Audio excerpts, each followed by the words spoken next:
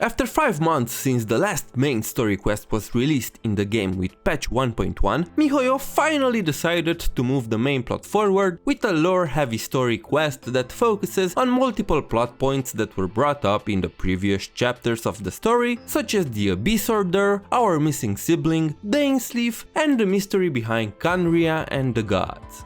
Hello everybody and welcome to Project Arc, the place where we break down the stories for both Genshin Impact and Honkai Impact. I am Necurus and I am a professional screenwriter that worked on multiple feature and short movies and animations. The purpose of this video is to break down the story from the latest Archon quest in Genshin Impact, We Will Be Reunited, from the perspective of a writer and someone that studied storytelling in video games for quite a while. With all of this in mind, let's get into the story breakdown.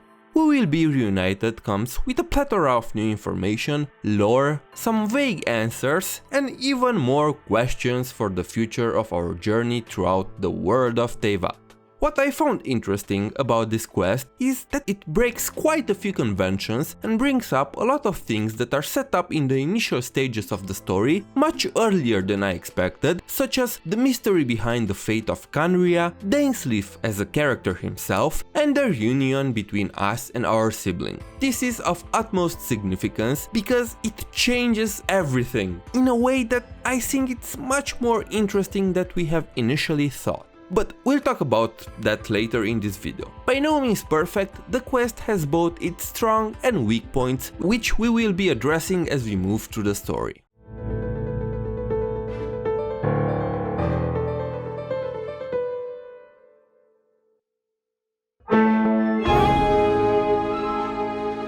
The quest begins with us visiting the Adventure Guild in Liyue, where we found Lan and Gnayu. This is a nice setup because it gives us a reason as to why we go and investigate the strange abyss-related ruins, even if at the end of the quest we totally forget to report back to Gnayu.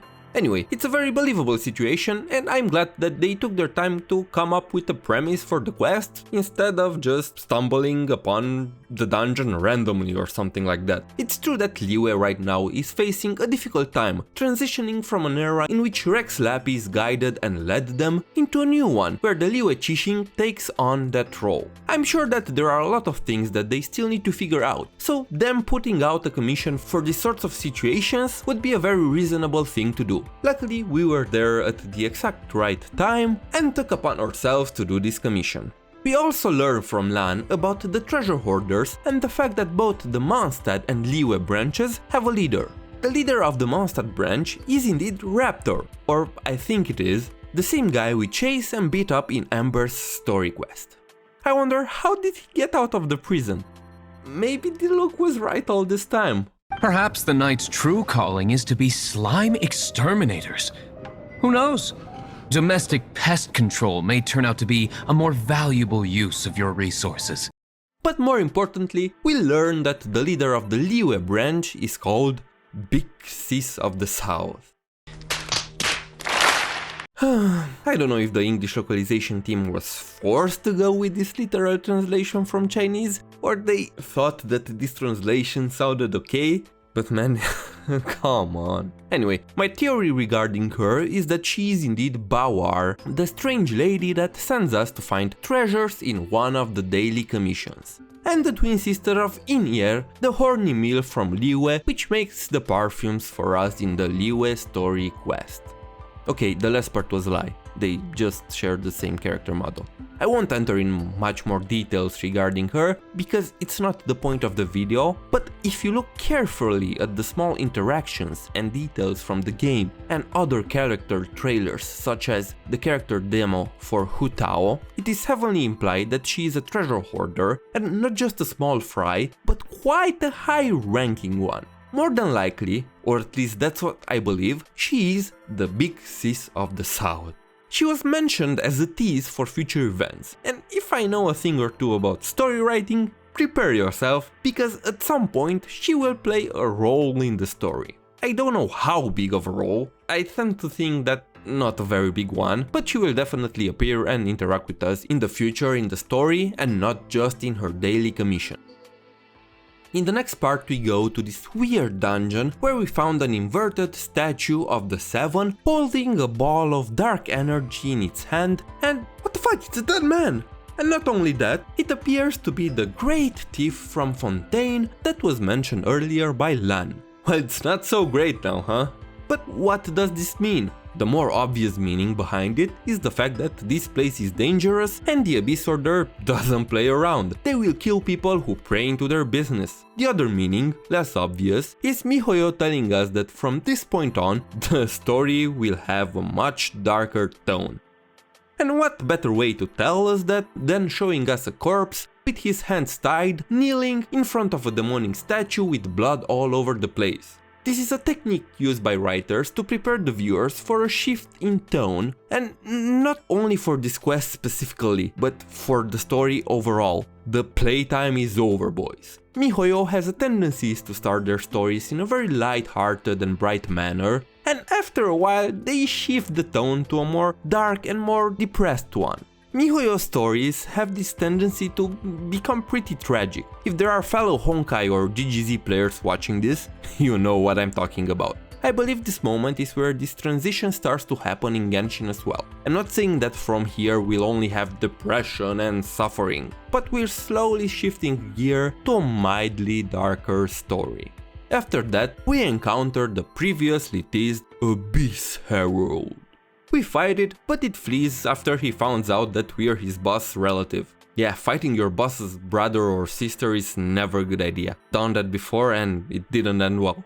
This was a subtle reminder for those who pay attention to the lore that our sibling is a part of the Abyss Order, and that is why the Abyss Herald left. After that, we leave the dungeon and once again we meet Dainslief, who was just chilling in front of the entrance. We learn from him that he was on the Abyss Herald's trail, and that's what brought him to these ruins. After that, we exchange some informations and we decide to join forces once again to go after the Abyss Order to find out what they are planning. The next sequence of events are just a massive lore and exposition dump. I want to mention that I will not get too much into the lore part of this quest, because it's not the main point. If you want to know more about the lore, there are better places that you can go and search for more details, such as Teyvat Historia, Facepalm 3rd, and Island XD. I will leave a link in the description to their channels, so you can go and check them out. They have incredible content. I will still talk about the most important parts of the lore, but I will just touch them briefly. At our first stop, we found a group of Abyss mages meddling with a Ruin Guard. We beat the crap out of them and conclude that most likely their plan involves the Ruin Guards. At the second stop, we found another group of Abyss mages and Hillagers, but this time they are messing with a Ruin Hunter. We again kick their asses, and after that, Dainslief drops the bomb on us. This is the first time Khaenri'ah is brought up directly in the story. The majority of people already knew about it, but we never had someone directly talking and offering information about it in the story. We learned that it was a civilization that was destroyed 500 years ago by the gods. It was a thriving civilization without a god, built by humans that Dain calls the pride of humankind. At the same time, we get the confirmation that the place where we saw Lumine in the We Will Be Reunited trailer was indeed Khaenri'ah. And we also learned that not just Lumine, but us too were present in that moment. Now, for anybody that didn't read the voice lines and the story from the Traveler characters menu, this is not new information. I saw many people slightly confused and irritated by the fact that the Traveler has information that us, the players, do not have. And I get it, some people are not that interested in the lore and don't have the time to read the voice lines. I'm sure that's the case for the majority of the players. But the thing is that a game with such massive lore as Genshin can possibly include all the information in the story of the game. Now, some may argue that this was a crucial information that should have been mentioned before. I disagree, but that's up to debate. Video games are a strange medium when it comes to storytelling, because you have to juggle informations with the gameplay in a manner in which one never overshadows the other too much. This is why it's impossible to tell the full story of the game, well, in the game. Many lore-heavy games have external or in-game side resources that expand and tell the full story. And MiHoYo is kinda known for doing this through manga, visual novels and other mediums outside the game. In Genshin, they also do this with the flavor text from different items, character voice lines and stories, books and other things. I understand that it can be frustrating at times, but if you have the time and really want to understand everything, I highly suggest to read everything in game, even the item descriptions and every character voice line, book, and check out the manga, because you will never have the full picture otherwise. Don't get me wrong, the story will still make sense and you will be able to enjoy it nevertheless, but knowing some things can help you understand some plot points better and enhance the overall enjoyment and experience of the story. A good example for this would be Deluxe Story Quest. If you do it after you read the manga, it has a whole new layer of meaning and impact. Seeing his past, how he was betrayed, his father's death, and his struggle to trust the people around him, and then seeing him slowly open up to the traveler and work together with him after all he's been through, is much more meaningful after you know the information presented in the manga. Anyway, I digress. A game of this ambition will never be able to tell its entire story just in the quests from the game, and expect this kind of situation to happen again in the future. In my opinion, MiHoYo handled this part pretty well. It introduced each piece of information slowly and made sure that the player was able to digest it before moving forward. Another interesting thing brought up here are the implications that the gods have in the demise of Khaenri'ah. What are the gods planning? Are they good or bad? Were Venti and Zhongli directly involved? These are all questions directly raised by the game. Normally I would say yes, because the story points to them being directly implicated in those events. We have the lines that were brought up after we learned these informations. But the next time I see Venti or Zhongli, I need to hear what explanations the gods have for their actions. Just by this line simply existing there, it leads me to believe that indeed they were directly involved. Otherwise it makes no sense to put it there. And you might say, it logically makes sense, the traveler would doubt them after what they learn. And yes, I agree, from a logical perspective, it makes sense. But from a writing one, it doesn't. Why? Because as a writer, you don't usually want to point your audience to a direction that's false or irrelevant. A line that implies that they were directly involved or that they know something more as it is presented here would normally serve the function of foreshadowing. You present an information to your players and say, hey, this is an interesting line of thought, think about it because it may become relevant in the future.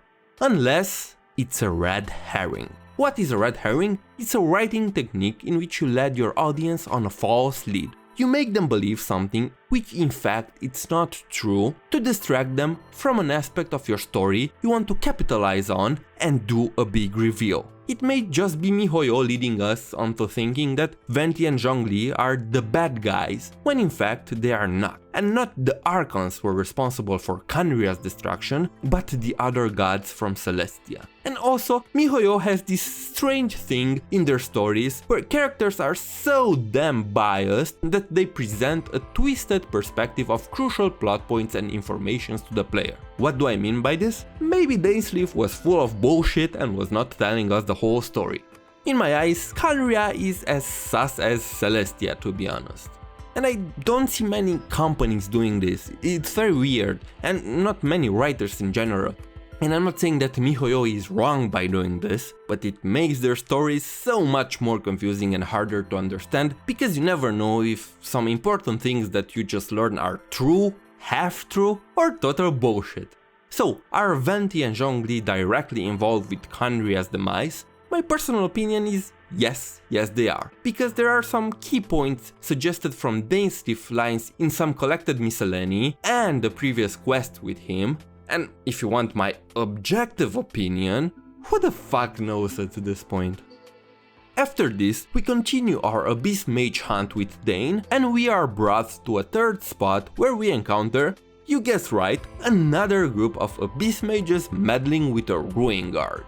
Here we learn that both the Abyss Order and the Ruin Guards hail from Khaenri'ah, and that the Ruin Guards were once called Field Tillers. After Dain gives us his blessing, we kill everything inside and found out that the Abyss Order plans to use the eye of the first Field Tiller to... 究極殺人兵器機械魔人イカを作ろうとしてるのか? We also learned that the Abyss Order does plan to revive Osial, Overlord of the Vortex, the squid monster that we fought in Liyue, and upgrade his body with a few mechanical parts.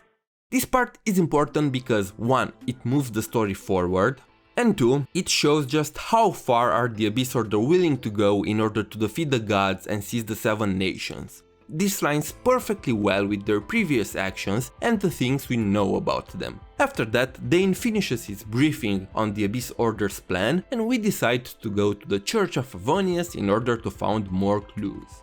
And this is where I will stop for this part. When I started writing the script, I imagined that I will be able to cover everything in one go, but there's so much information and I have so much to say about it that I think it's better to do this in 2 separate parts. Next time we'll continue with the assault on Boreas and the meeting between the siblings, where the story gets a little bit sketchy, but I'll let you know more next time. If you like this video and you want me to do more story breakdowns in the future, don't forget to like and subscribe. Thank you for watching and see you next time.